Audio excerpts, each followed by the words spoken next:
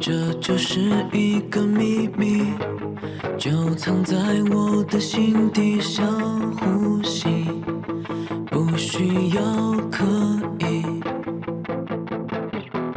当我迷失阴雨，它会照亮我前行，告诉我点燃火的是自己，教会我燃烧汗水去代替泪的痕迹。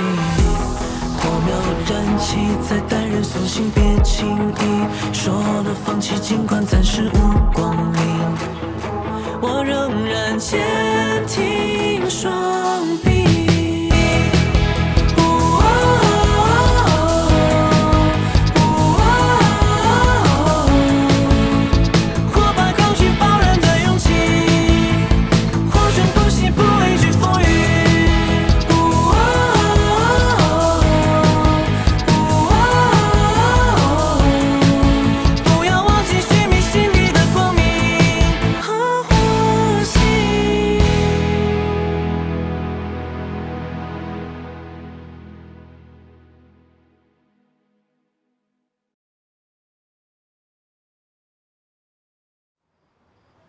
以后你要想去上海，就利用这半年的时间，好好学。不管你以后是想要继续读书，还是想学门技术，我们都供你。不早了，睡觉吧。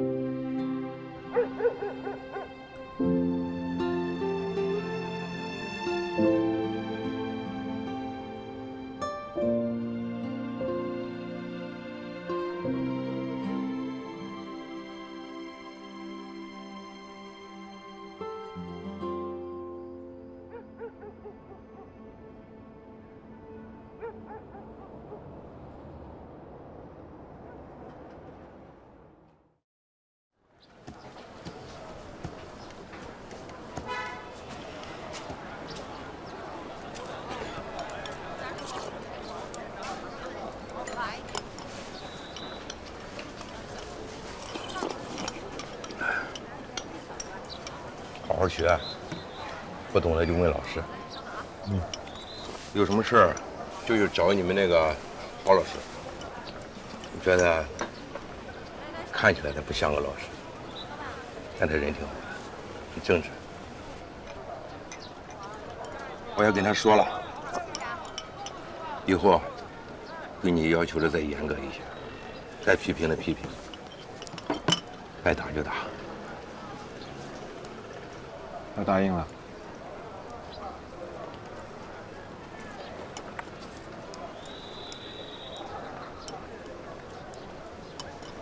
棍棒底下出孝子，严格点总没错。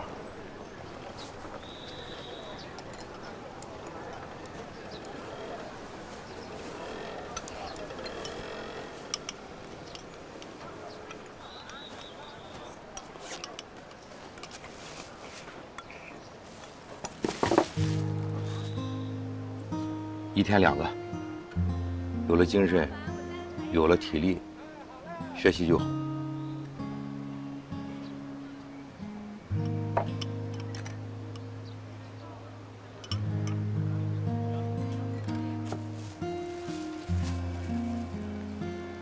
糯米团子，你妈专门给你做的。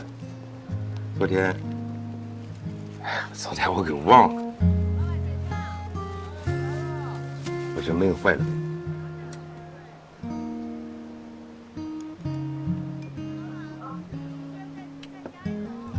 儿，好好学。爸妈没什么出息，就指着你将来能有所作为的。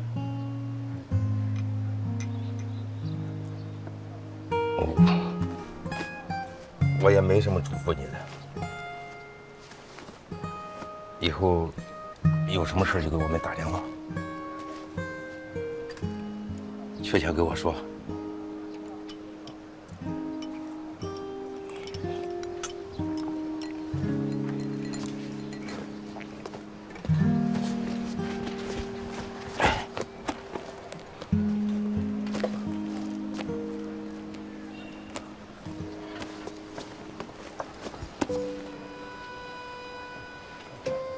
爸，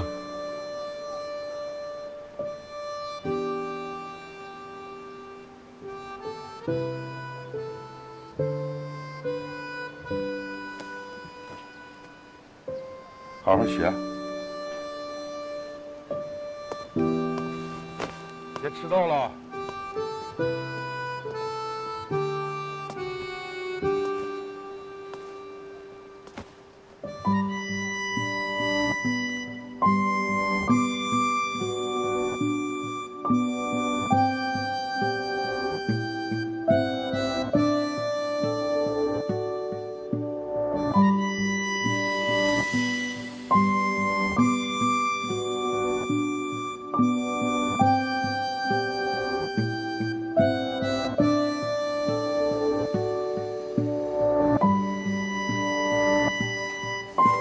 爸爸，为什么你和妈妈总是不在家？我也想和别的小朋友一样，每天都和爸爸妈妈在一起。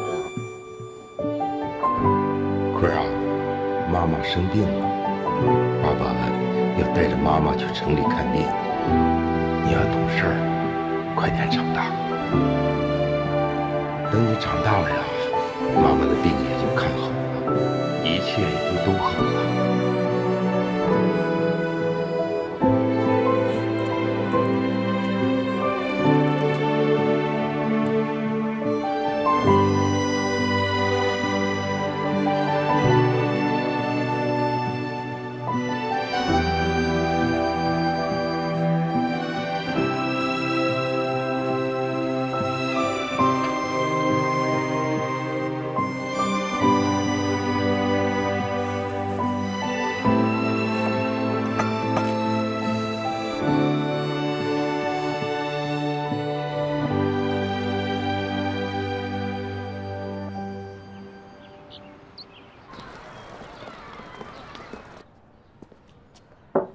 报告，来，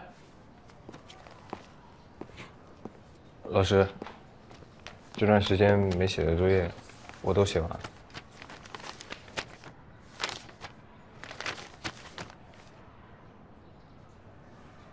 哇哦，题解的不错。老师，我先回去了。你等会儿，正好啊，我有东西要给你。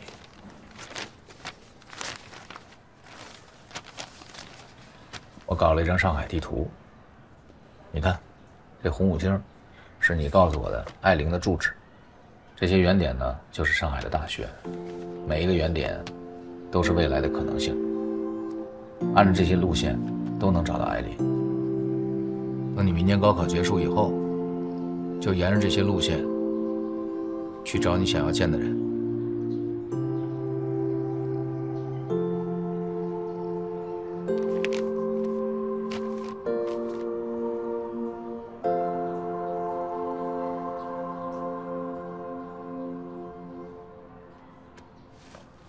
谢谢浩哥。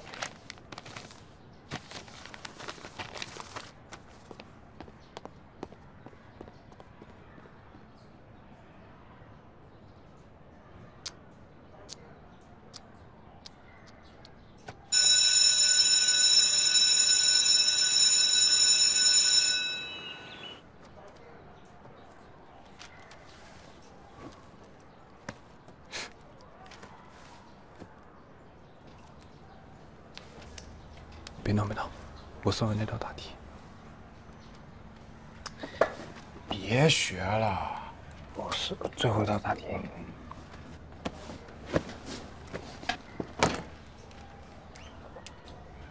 啥？送你的。啊？好看吗？好啊，谢谢。让试试。现在啊，试试，快快快，别试试。等。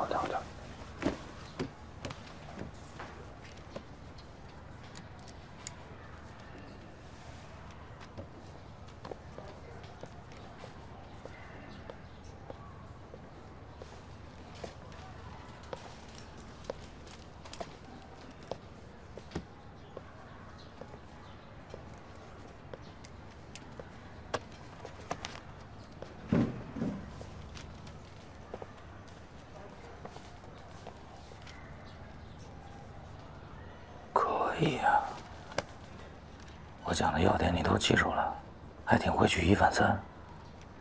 你学的这么快，你如果来参加补习的话，进步会更快。要不要考虑一下？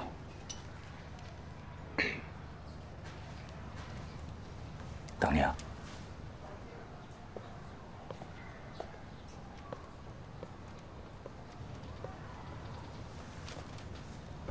我就是想试试。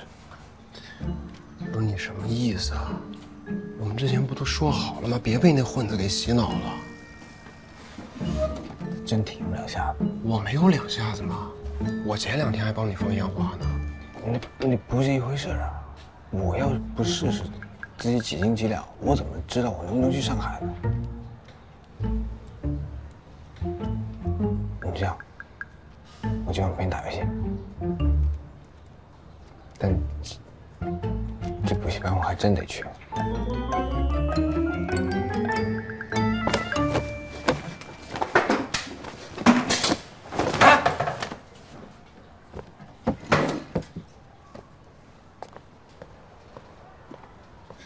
你干什么？没事，老师。怎么回事？贾坤想去补习班，然后他俩好像吵架了。王峰，你这是干嘛？有你这么当兄弟的吗？你兄弟想好好学习，你不帮他，你还拦他。我要是你的话，我就陪他一块儿来补习班。来吗？你当我是3岁小孩呢？那倒不至于，4岁吧。你来试一试，好吗？做梦吧你！行，不急，我会慢慢等你。同学，那是我的，我给你捡皮衣。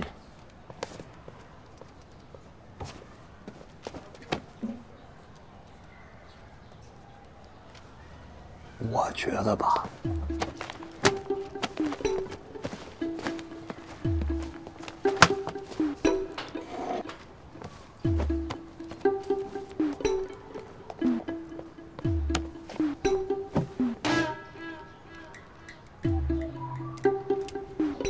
其实我这儿也挺好的，你那儿有点晒。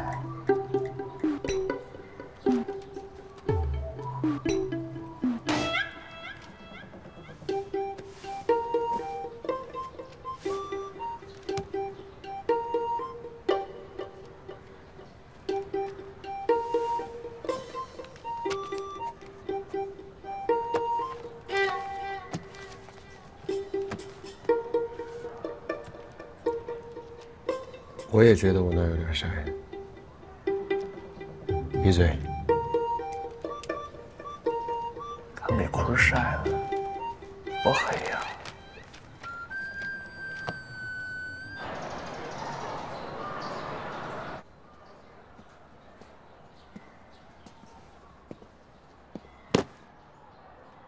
起床了。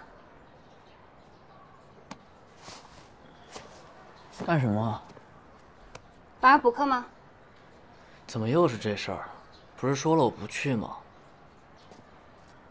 连贾坤都去了，你跟我们一块儿去呗。贾坤去我就非得去啊。你说大家都在学习，就你一个人在这待着，不也挺无聊的吗？那天天刷题不无聊吗？我也觉得挺无聊的。是，我觉得我们也挺无聊的。哎，你这倒挺好啊，能吃能喝的，还能在这睡觉。但你也不能真把这当家了吧？虽然他们老在那儿灌心灵鸡汤，但我觉得有一句话是对的：高考就是人生最重要的冲刺。你看我，都冲第2回了，我也没气馁啊。我连跑都懒得跑，还想让我冲刺呢？你们冲刺就冲刺呗，我觉得这样挺好的，也不碍谁的事儿，有问题吗？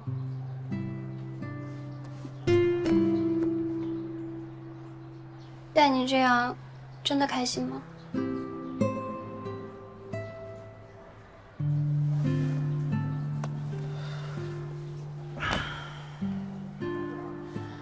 认真同学啊，你如果想来这儿听听音乐、聊聊天，那我欢迎。但你如果再问这种问题，还想劝我，就算了吧。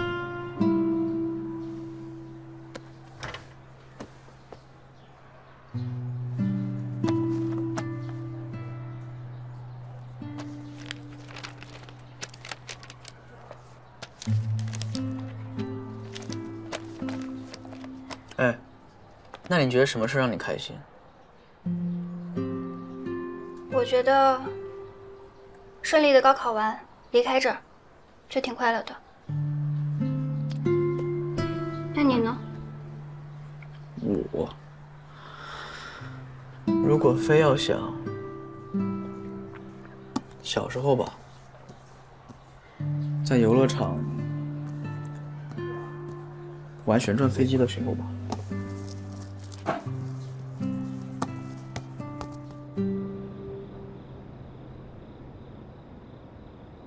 同学们，做卷子之前呢，我说2句。咱们好多同学啊，平时基础是不错的，但一到正式考试的时候，做题的时候呢，就会出现一些问题。这个问题呢，其实就摆在我们面前，我们一直在忽略。我今天跟大家分享一下我的独家经验。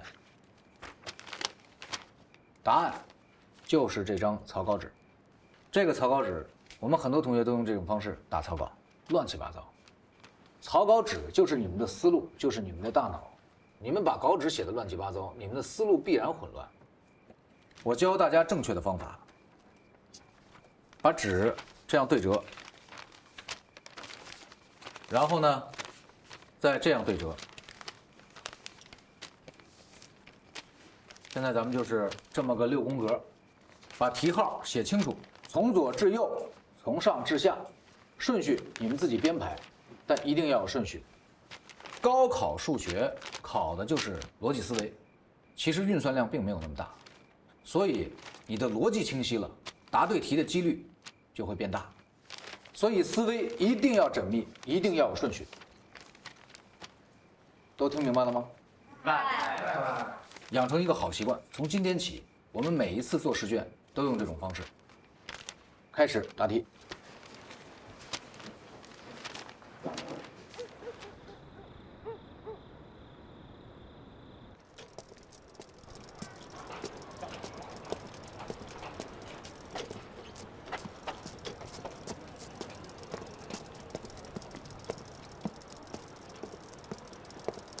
明姐，来啦！前2天小陈哥说这闸要清点泥，我给忘了。下坡的时候摔了一跤，车都摔坏了。你没事吧？我没事，就这车摔得比较严重，这前轴都歪了。我刚去人家铺里说也修不了，就到你这儿来了。看看这个轴，没事，车你先不用管了，你先进去坐着吧。行，那麻烦明姐了。没事。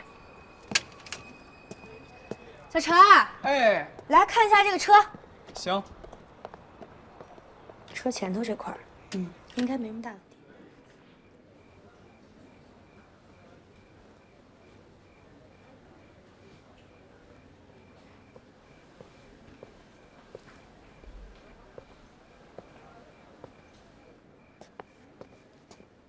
明姐，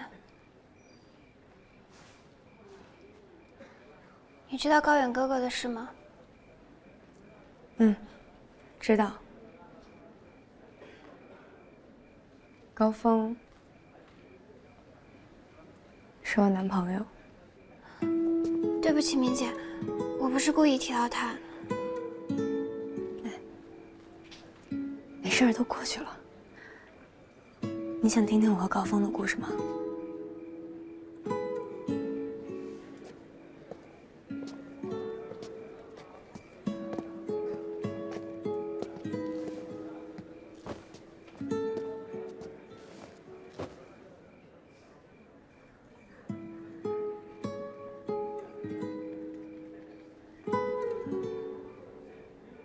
？5年前，我和高峰第一次见面就是在这个店里。高峰他很喜欢骑行，他一开始总来店里买零件什么的。后来我俩熟了，就总是约着一块儿出去骑行。再后来我们就在一起了。之后每次骑行，小冉都要跟着。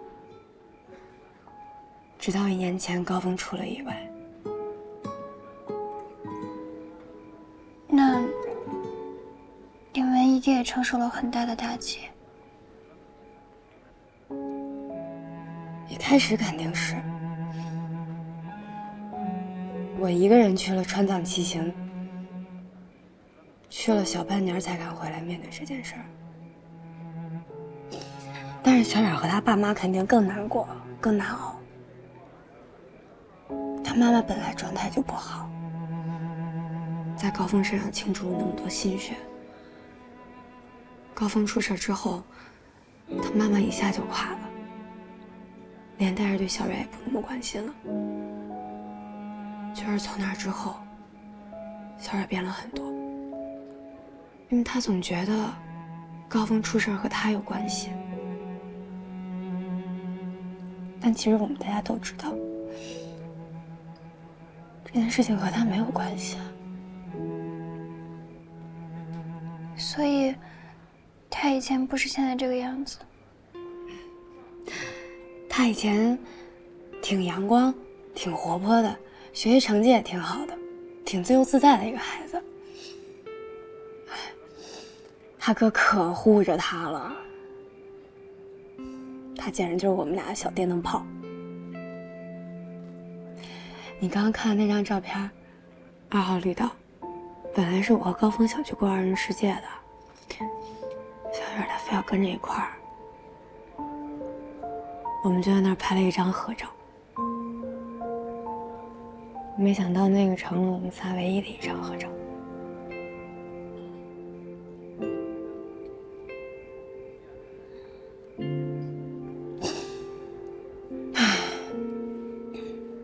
哎，都过去了。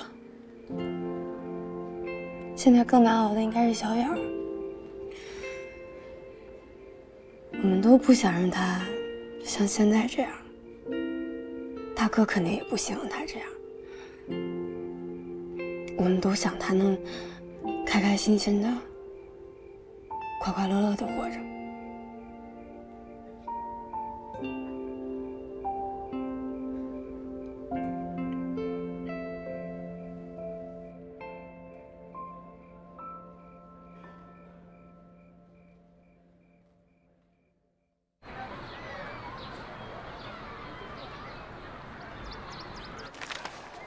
今天上午差点迟到了，我从重点差点被主任抓住，笑死我！他叫我，然后我就跑。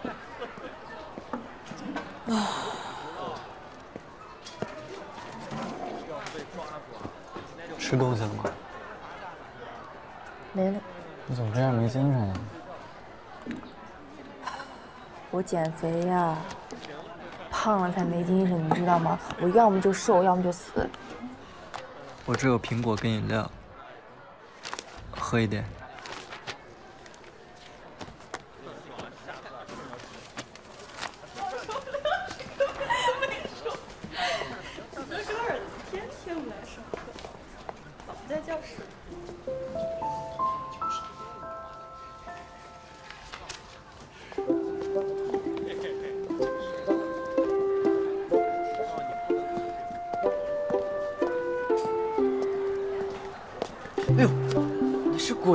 突然跳出来？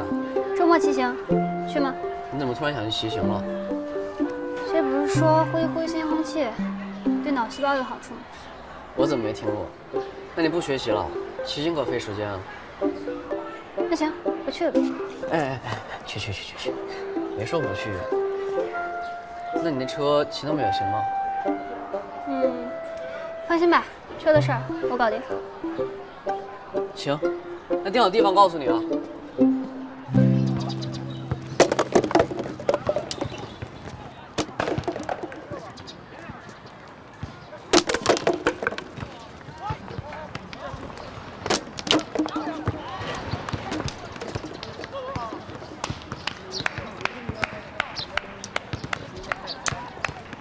有两下子，练过，多新鲜呢！要不你试试？我不行，我想试试能不能说服你加入我的补习班。我觉得你挺幼稚的。好，你让我试试，给我个机会。我这人啊，喜欢热闹，班里人都凑齐了，其乐融融的，不是挺好吗？就差你们几个。你想收编我一劳永逸啊？别以为我跟贾辉那么一样没气节。你还说气节？你这每天为赚点小钱、蝇头小利的费尽心思，你这叫气节啊？你别跟我扯那些没用的。我告诉你，我现在的目的就是挣点小钱，能把自己给养活。也不是不可以。那我就想问你了，你想不想考大学啊？我从来就没有想过要考大学。你要有功夫耽误在我这儿的话，你不如多去关心关心那些想考大学的同学。我不，我有强迫症。我呀，就跟你较上劲了。咱们班能扔得这么准的，就你一个吧？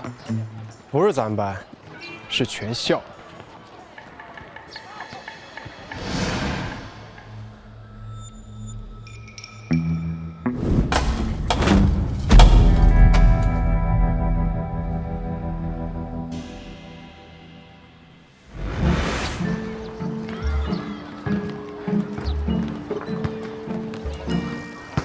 你暴露了，这账我先给你记着，咱慢慢来。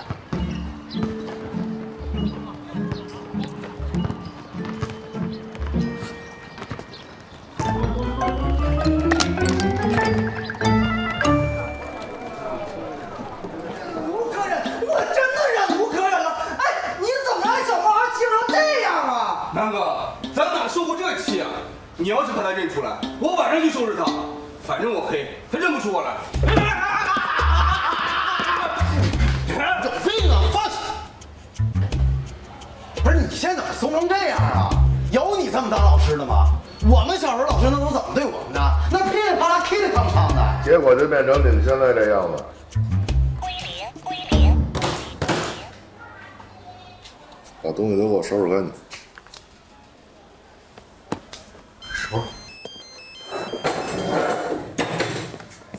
雨桐。哦，好啊，好几年都没有同学聚会过。好，那你把地址发给我，到时见。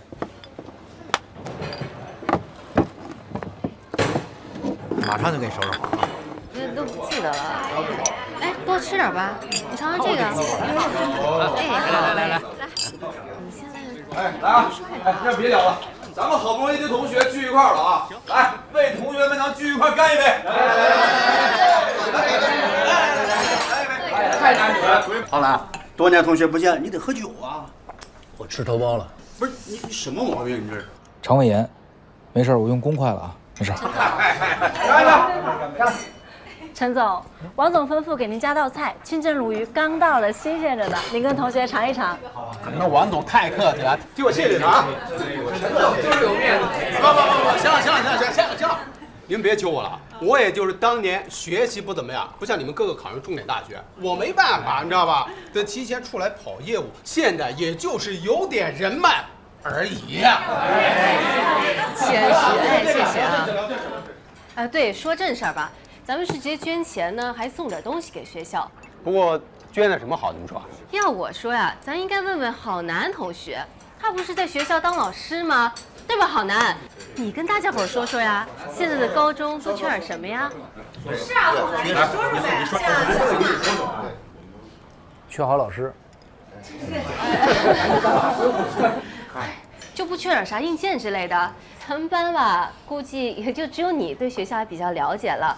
你好好想想，反正钱都不是问题。对，是，知道你们阔气。对，哎，那薛老师咱请了吧？怎么还没来啊？哦，我问了，好像生病住院了。生什么病啊？这我真不太清楚，我也没顾得上去看。刘思路跟我说的。来，各位，我们一起来敬徐老师一杯。你小子占我便宜是吧？这回咱俩就必得合作起来。哎，雨桐，怎么了？徐老师住哪家医院？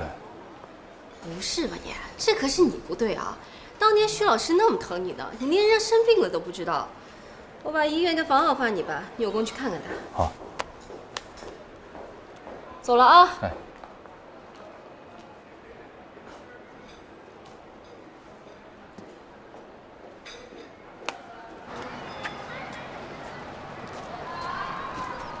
然后郑晓光那帮人吧，嗓门还跟以前一样大，一块张罗着要往学校捐电脑，都不错。后来雨桐跟我说呢，您身体不好住院了，我就想我得过来看看您。我也问医生了，医生说也没什么大事，还好发现的早。哎呀，这么多年没有联系，以为你把老师给忘了。没有，这真不是。我是因为这些年，哎，这不是混得也一般吗？然后有几年也没在学校里干了，我不好意思过来看您。你那个事情啊，我听调到你们学校的几个老同事跟我提过，当时还想打电话安慰安慰，但是啊，找不到你了，让您操心了。徐老师。最担心、最牵挂的就是你了。是。当时要不是因为您，我可能就真成街上的混混了，没准儿现在都不知道在哪儿呢。你是真叛逆呀，但是本质上还是个很善良的孩子。何南呀，能够把你拉回来。又鼓励你去考师范当老师，我很欣慰。你知道为什么吗？您说。你呢，不是特别的有天赋，啊，家庭条件呢也很一般。别的学生身上有的毛病，在你身上一样也不少。可是你看你啊，也进了大学。后来啊，也成熟了，能找到自我的价值，这也使得我啊教所有学生更加有信心了。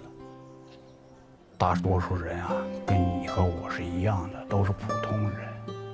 做老师的都想遇到天赋好的、聪明的学生，但最重要的是应该帮助那些大多数普通的孩子树立信念。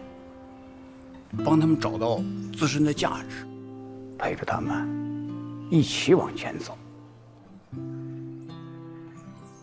过去的事情就别多想了，以后好好当老师，教好学生，你就算是报答我了。是，我也想努力，但有些学生啊，真的太淘气了，他很怪那个路子，我很难把握。那要你老师是干什么的？啊，你老师存在的价值，不就是要把坏学生变成好学生吗？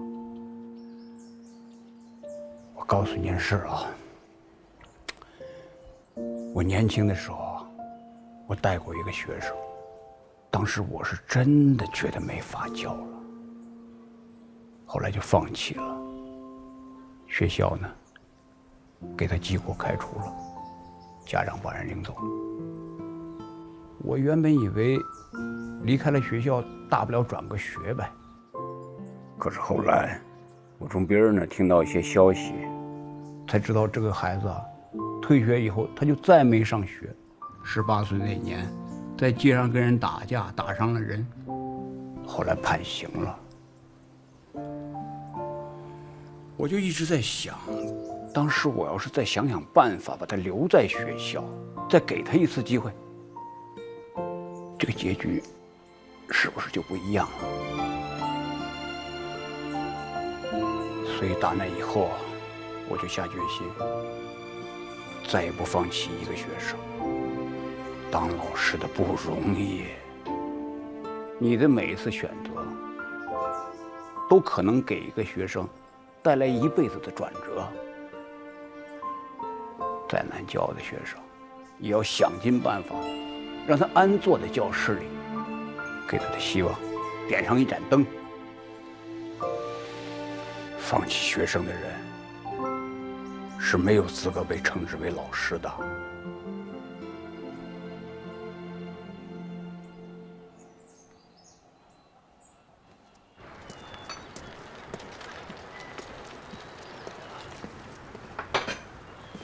你好，我过来调辆自行车，给明姐打过招呼了。您是？哦，我是任真。哦，不好意思啊，我是新来的。明姐跟我说了，你自己先看一下，你看好了直接跟我说。行。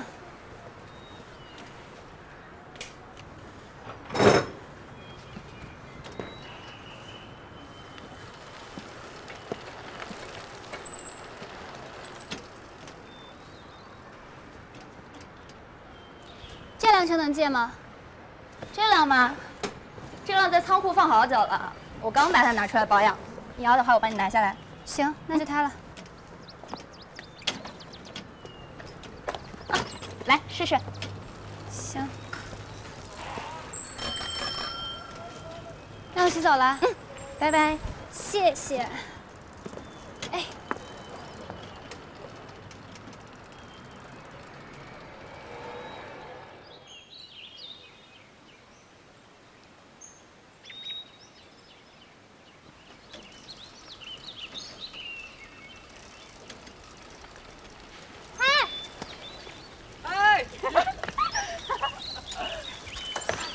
等半天了吧你？是不是睡过了？睡过了。吃好饭了吗？看什么呢你？走了。快跟上我！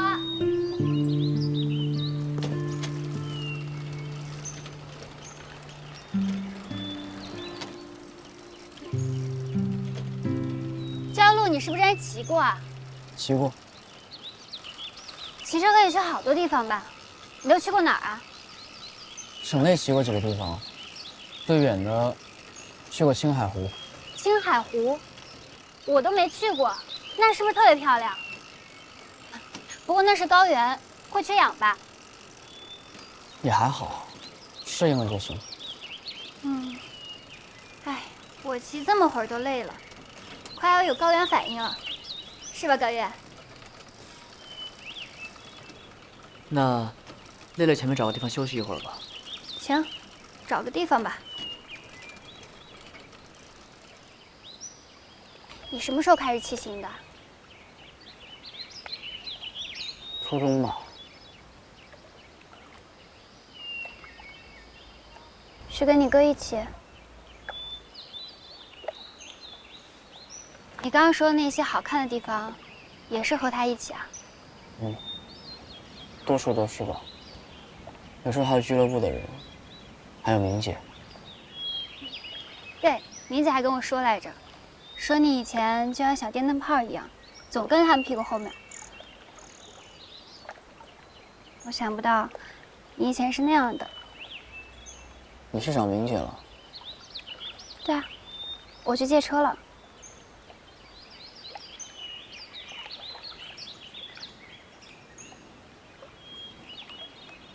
你好像今天有点不太开心。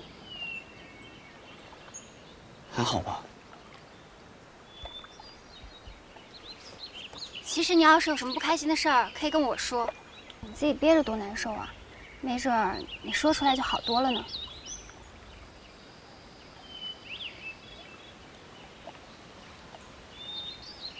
你那天不是问我吗？说你以前的照片和现在有什么不一样？我回去还想了想，我觉得你以前就特别阳光，笑起来特别灿烂。明姐还说呢，你那时候就是个小话痨。其实大家挺关心你的。那天我去找郝老师问题，他跟我说，其实你就是比较内向，什么事都愿意自己憋心里，让我们没事多找你聊聊天。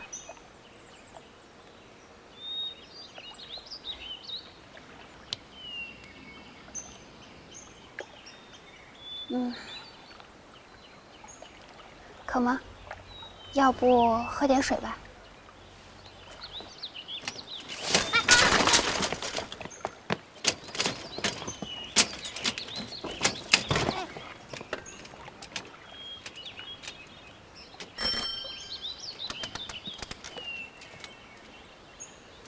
没摔坏。你看你平时对什么事儿吧都漠不关心的，就对这车这么认真。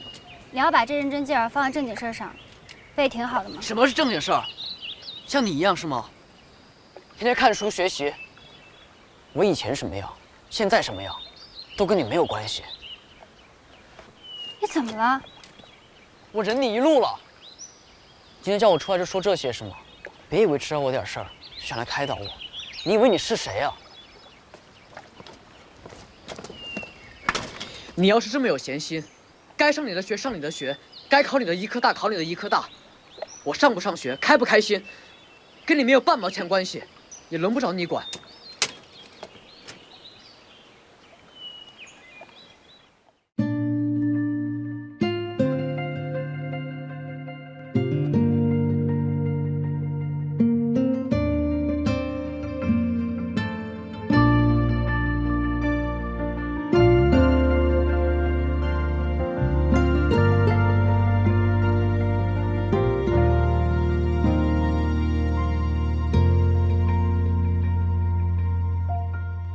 人群里的风，我像蒲公英，落地变成梦，未来很不同。